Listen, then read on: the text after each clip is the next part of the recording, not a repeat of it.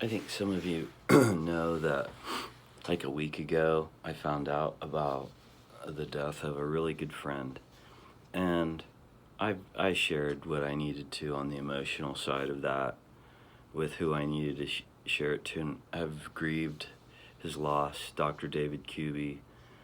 Uh, this, in the last few days, all the good things he taught us in school have come to my mind and have been a real encouragement. And I guess part of what I wanted to do this for is to thank those of you that have participated in that conversation that I started last week.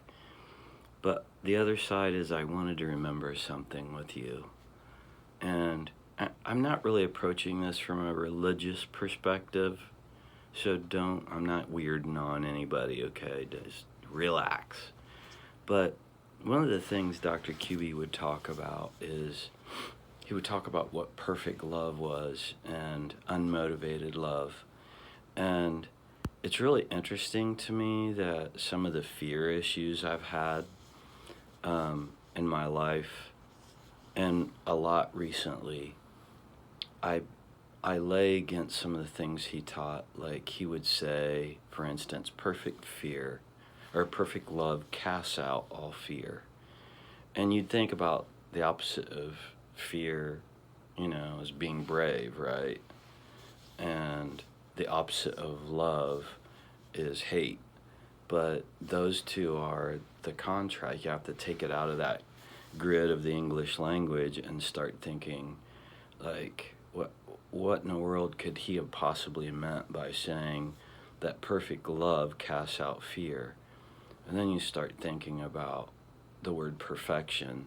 And in my theology classes, they didn't always agree with me because I had business, and I had some theology in college. And so those were at direct conflict with one another from time to time. But in the business world, a perfected loan is a loan that goes public. And I like that idea that perfected love is a love that goes sort of public. It's not hidden.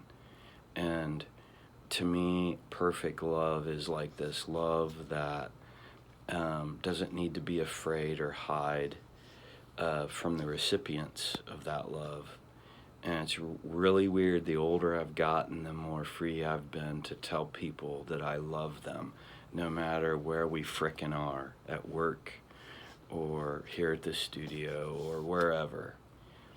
People that I love, I feel more freedom to tell them that I love them more now than I ever have in my whole life.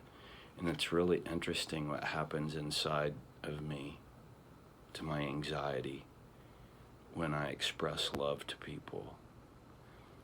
I would say that it doesn't go away. Anxiety is a part of my personality probably, or my chemical makeup, but I would say that perfect love casts out fear idea. I think there's something in that. I don't feel like I have to prove things to people. I don't feel like I'm in competition with people. When I love people, I get past what Dr. Cubie used to say. I the and I'm not always there. I screw this up a lot, and I do feel anger towards people, maybe even hatred from time to time, to be honest. But that ability to get past someone's position, low or high, and look at their need. Dr. Cubie used to talk about that. Those are good things to talk about. So I guess I just wanted to remember Dr. Cubie that way publicly with those people that I'm connected with in Facebook, those people that I love and interact with you guys on a regular basis, either at work or here at the studio. So it's good. It's good to remember Dr. Cubie and carry on his thought of love, perfecting love, just being public with it. It's not being perfect, like you never make a mistake, but it is no matter where you're at, you're just the same frickin' person.